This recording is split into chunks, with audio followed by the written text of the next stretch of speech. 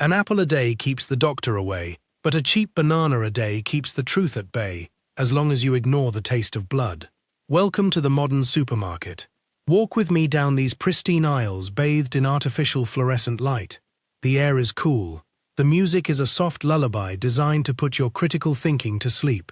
And there they are, mounds of perfectly curved, flawless yellow bananas resting quietly on the shelves. You pick up a bunch. You look at the price tag. It is practically nothing, just a few cents. A handful of loose change that you would not even bother picking up if you dropped it on the sidewalk. We call this a victory of the global supply chain. We celebrate the convenience of modern life. But let us be painfully honest with ourselves for just one moment. This illusion of cheapness is nothing but a golden mousetrap. It is a carefully orchestrated lie designed to keep you and me comfortably numb. Have you ever stopped in the middle of your grocery run to do the math?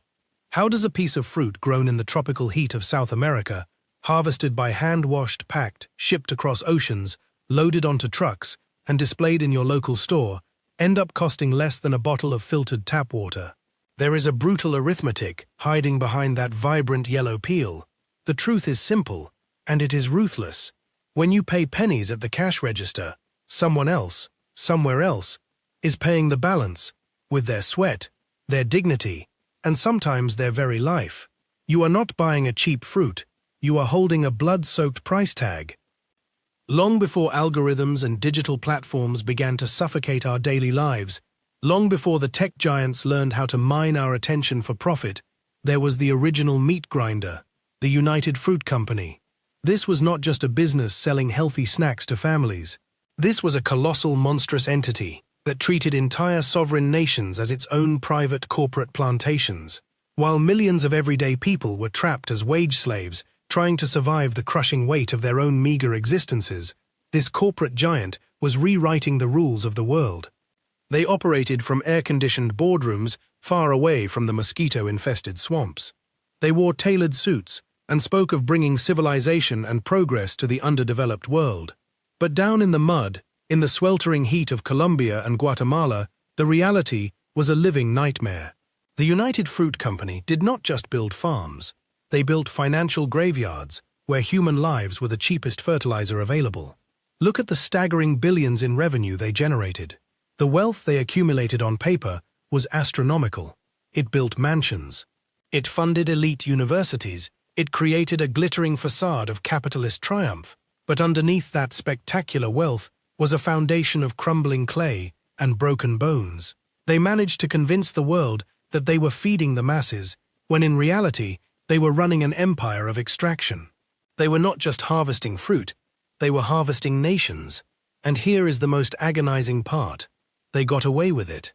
They manipulated the most powerful political systems on Earth.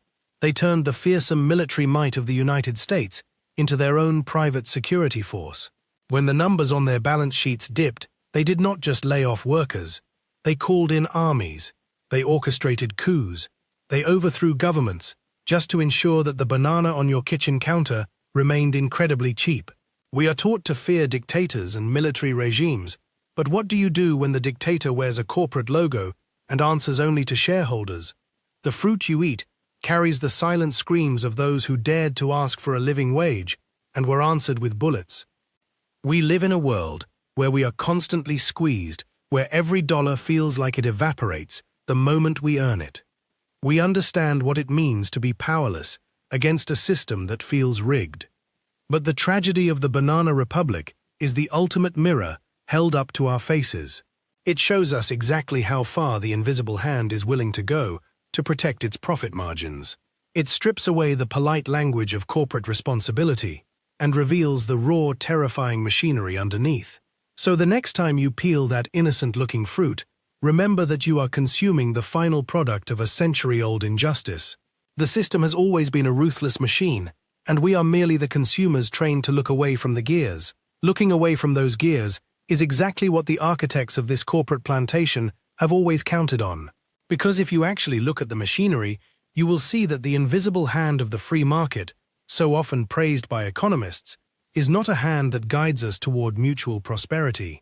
For the people of Central and South America, that hand was closed into a heavy, brutal fist. It was a fist that smashed down doors, crushed national sovereignty, and mercilessly beat the working class into submission.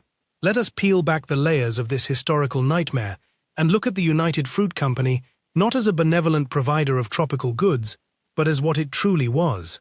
It was a sovereign entity, a nation unto itself, an empire built on the systematic exploitation of human lives.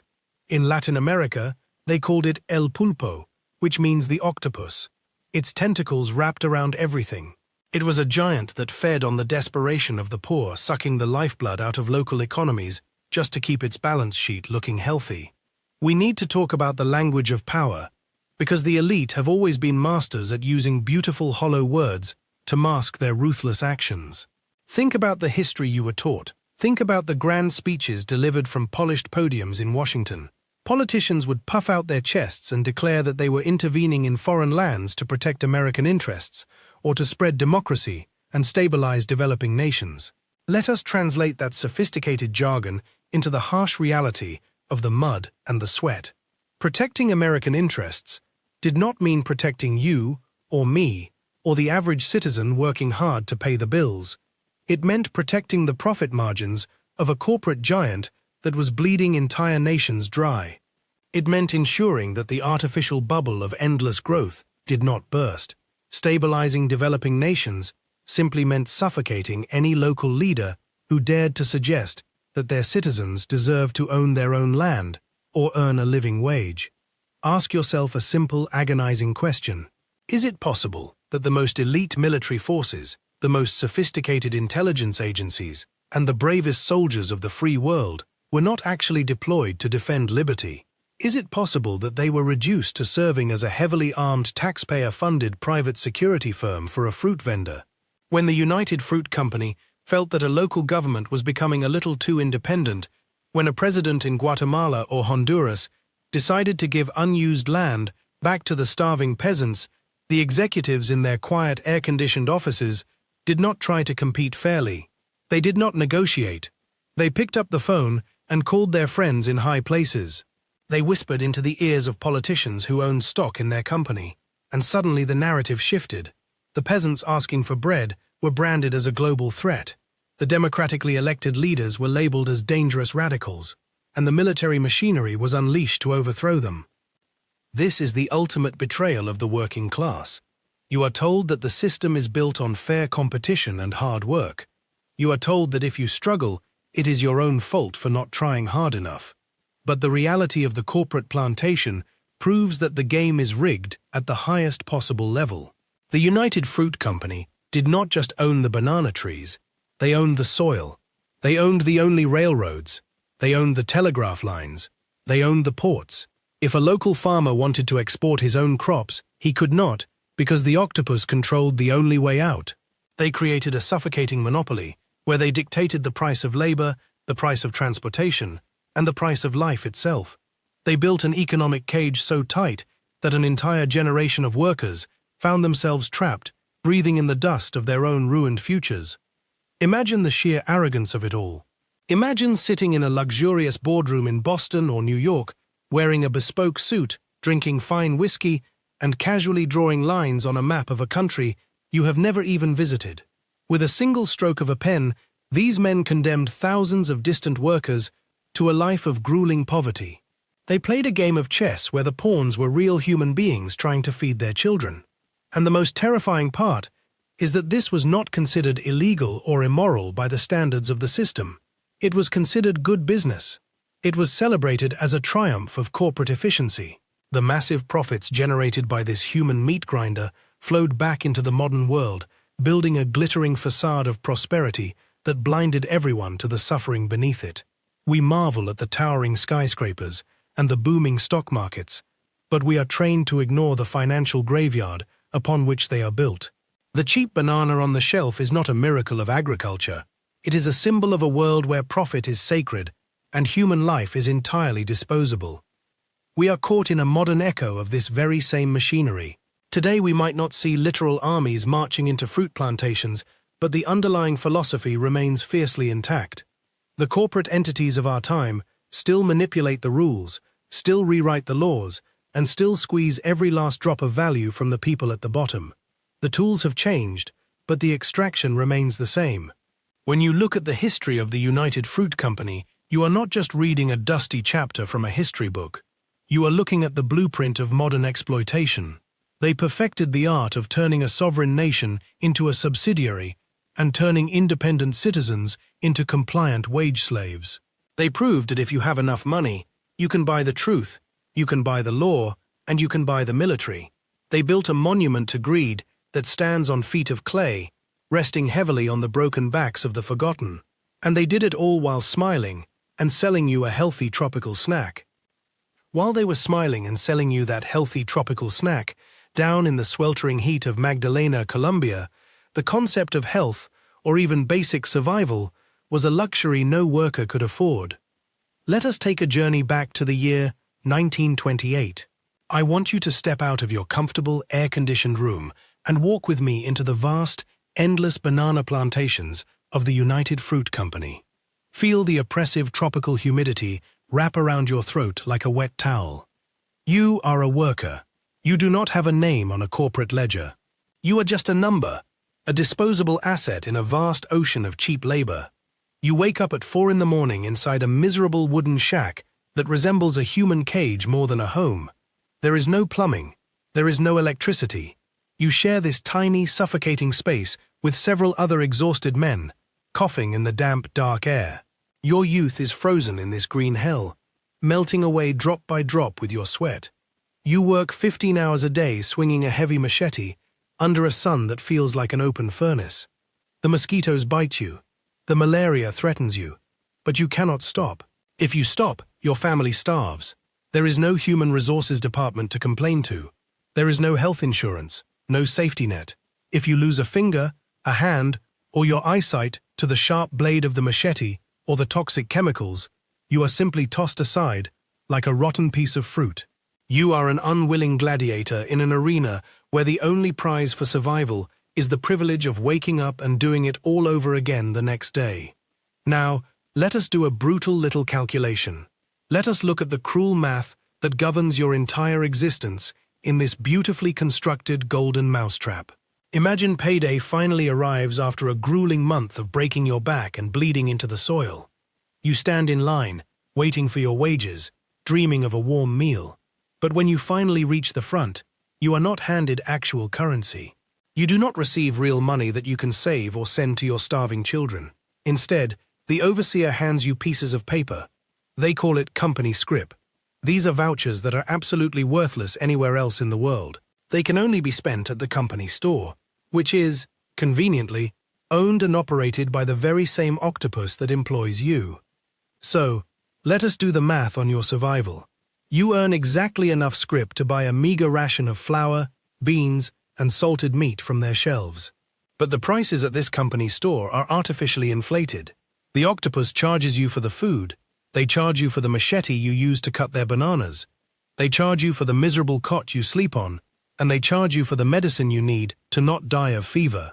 Subtract the astronomical cost of your basic survival from your wages, and what are you left with? Zero. Often, it is worse than zero. You are in debt. It is a leaky bamboo basket. You work until you are practically a living dead man, just to hand every single piece of paper back to the very system that is exploiting you. You are not an employee earning a living.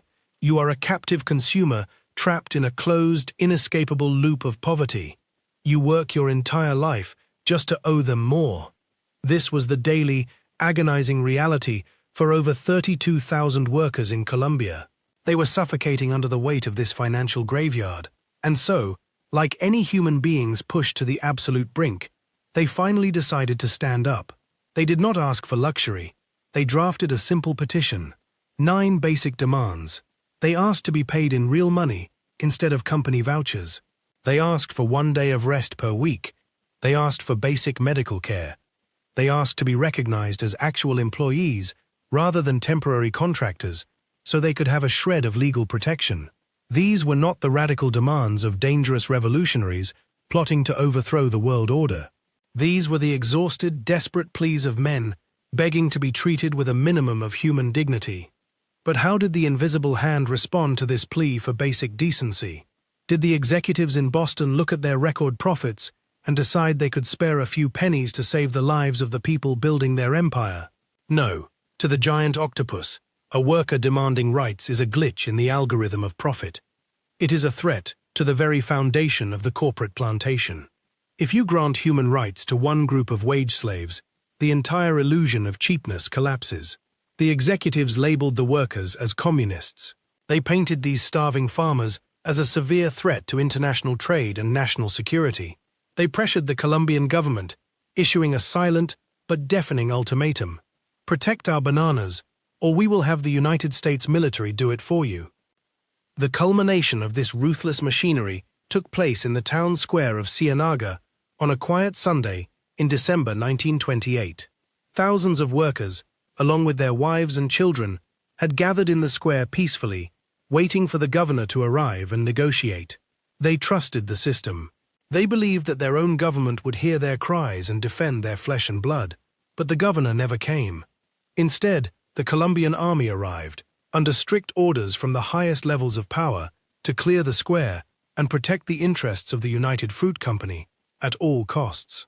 Machine guns were set up on the rooftops surrounding the plaza, aiming down at the weary crowd. A captain stood before the people and read a decree declaring the strikers to be a gang of criminals. He gave them exactly 5 minutes to disperse. Imagine the panic. Imagine the sheer, terrifying confusion of a mother holding her child in that crowded square, looking up and realizing that the soldiers of her own country are pointing weapons at her to protect the profit margins of a foreign fruit vendor. Then came the order to fire. The sound of the machine guns echoing through the tropical night was the true, unfiltered sound of the free market at work. It was the sound of a monopoly violently securing its supply chain. Hundreds, perhaps thousands, of men, women, and children were slaughtered in a matter of minutes. Their blood soaked the dirt square, washing over the dropped banners and the crushed dreams of a better life. The exact number of dead is a ghost that still haunts history, because the system immediately went to work, scrubbing the crime scene. The bodies were quickly loaded onto the very same trains used to transport the bananas, driven off into the dark, and dumped into the ocean, or buried in unmarked mass graves. The strike was broken. The workers who survived the massacre were forced back into the fields under the threat of death. The gears of the meat grinder kept turning, and the bananas kept flowing, perfectly yellow and incredibly cheap, to the pristine supermarkets of the north. The bananas kept flowing, perfectly yellow and incredibly cheap, to the pristine supermarkets of the north. And right alongside those bright yellow fruits traveled the darkest, most successful public relations lie of the 20th century. You see, when the machine guns finally stopped firing in the town square of Ciénaga, the real cover-up began. The executives in Boston and New York did not panic. They did not express remorse. They simply picked up the telephone and activated the next phase of their massive corporate machinery, which was the media. The American newspapers did not print photographs of the slaughtered families. They did not write obituaries for the men whose bodies were dumped into the ocean like garbage. Instead, the public was fed neatly typed sterile press releases. The headlines spoke of quelling communist uprisings and restoring regional stability. Let us pause and translate that polished corporate jargon into the harsh truth of the dirt. Restoring stability did not mean bringing peace to a troubled land. It meant washing the blood off the balance sheet. It meant ensuring that the artificial bubble of cheap labor did not burst so that the profit margins could remain perfectly intact. Quelling rebel elements simply meant silencing starving fathers who dared to ask for a living wage and a day of rest. The media acted as the dutiful mop for the octopus wiping the crime scene clean before the morning bell could ring on Wall Street. The tragedy of the banana workers was completely erased from the consciousness of the modern world, buried under an avalanche of deceptive marketing and bright, colorful advertisements promoting the health benefits of tropical fruit. This profound, absolute corruption gave birth to a term that we still use today, the Banana Republic. Today you might know it as a polished logo on a storefront at your local mall, where you buy expensive khaki pants and tailored shirts. But we need to reclaim the terrifying reality of those two words. A Banana Republic was never a fashion statement. It was a death sentence for millions of people. It described a country whose sovereignty had been entirely hollowed out from the inside. It was a nation reduced to a giant suffocating cage where the government, the military, and the laws were bought and paid for by foreign executives. In a banana republic, human rights did not exist. They were evaporated to maximize shareholder returns. The president of the country was nothing more than a middle manager taking orders from a fruit vendor. Look at the towering monument of modern capitalism that was built during those decades. Think about the roaring economic booms, the soaring skyscrapers, and the glittering wealth that politicians proudly boasted about. We are taught to worship that era as a triumph of innovation and free enterprise. But look closer at that beautiful statue. It is a monument with feet of clay resting squarely on a vast financial graveyard. The wealth of the developed world was not merely created by hard work and ingenuity. It was forcefully extracted from the veins of the Third World. The glowing economic reports were a complete illusion, a magical trick performed by a giant with no soul. They built a paradise of consumption in the north by creating a literal hell on earth in the south. And here is the bitter irony that should make you absolutely furious as a modern consumer. The very same system that crushed those workers in Colombia was simultaneously manipulating you and me. By flooding the northern markets with incredibly cheap goods, the invisible hand created a powerful illusion of prosperity for the struggling working class at home. They handed the exhausted American worker a dirt-cheap banana and whispered, "Look at how good you have it. You are participating in the bounty of the empire." But it was a trap. It was a golden mousetrap designed to keep the domestic workforce docile and satisfied enough so that they would not start asking their own dangerous questions about low wages and unfair labor practices. The system made the average consumer an unwitting accomplice in a global meat grinder. We were eating the misery of others to subsidize our own suffocating existence. This is the ultimate matrix of the corporate plantation. It isolates us. It makes us look at a cheap product and feel a brief, fleeting sense of victory, while completely blinding us to the horrifying chain of exploitation that brought it to our hands. If a colossal corporation could buy a foreign army to shoot down its own workers, what makes you think they would hesitate to rewrite the laws in your own country to freeze your wages or eliminate your benefits? If human life was worth absolutely zero on their balance sheet down in the tropics, do you honestly believe your life is valued any higher in the modern office buildings and warehouses of today? You are not a citizen to them. You are just a slightly more expensive asset in their algorithm of endless growth. The monument of cheap goods is crumbling, and the ghosts of those who were crushed beneath it are finally demanding to be seen. The ghosts of those who were crushed beneath it are finally demanding to be seen. And as they step out from the shadows of history, they bring a chilling warning for those of us navigating the modern world. You might think that the era of the banana republic is over. You might look at your smartphone, your delivery apps, and your digital banking and believe that we have evolved far beyond the brutal meat grinder of 1928. But I urge you to look closer at the invisible cage surrounding us today. The corporate plantation did not disappear. It merely evolved. It digitized itself. Instead of physical machetes and sweltering tropical swamps, we now have algorithms and artificial inflation, designed to squeeze every last drop of your time and energy. We have become digital wage slaves, running on a treadmill of endless bills, suffocating under an ocean of inflation, while the new octopuses of the tech and finance worlds report breathtaking quarterly profits. We are still betting our survival on a broken bamboo basket. They do not need to send physical armies to overthrow our lives anymore. They just manipulate the cost of living. They freeze your wages while the price of your rent, your groceries, and your basic survival explodes. Is it not a brilliant, horrifying strategy? They have trapped us in a cycle of debt where we work ourselves to the bone just to hand all our money back to the giant corporations that own our homes, our food, and our data. The sweat of the modern working class is evaporating just as tragically as the blood of the forgotten workers in Colombia. The only difference is that our exhaustion is clean, quiet, and perfectly legal. We are living in a glittering illusion of freedom, where you can easily buy a cheap banana, but you cannot afford a roof over your head to eat it under. So what do we do when the system operates like a rigged casino, where the house always wins? You cannot fight a giant octopus by asking it nicely to loosen its grip. You must stop playing the role of the obedient consumer. You must stop believing in the empty promises of a system that views you as nothing more than a disposable battery.